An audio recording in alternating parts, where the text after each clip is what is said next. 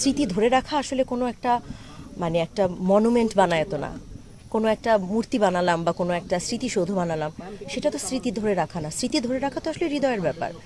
আমি তো মনে করি মানে আমার আশেপাশে যারা আছে তারা সবাই হুমায়ুন আহমেদের স্মৃতিকে ধরে রেখেছে। হুমায়ুন আহমেদের পাঠক আগে যেই প্রজন্ম ছিল, গত 13 বছরে আরও নতুন নতুন প্রজন্ম হুমায়ুন আহমেদের পাঠকের তালিকায় যুক্ত হয়েছে।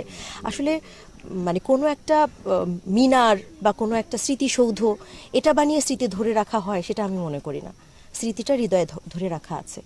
হ্যাঁ, আপনারা প্রশ্ন করতে পারেন যে হুমায়ুন আহমেদের একটা জাদুঘর, স্মৃতি জাদুঘরের কথা আসলে বারবার বলা হয়, কিন্তু একটা স্মৃতি জাদুঘর বানাতে আসলে যে ধরনের আর্থিক সক্ষমতা দরকার সেটা এখনও নুহাশপল্লীর হয়ে ওঠেনি। নুহাশপল্লী সেটার জন্য আসলে মানে চেষ্টা চালাচ্ছে।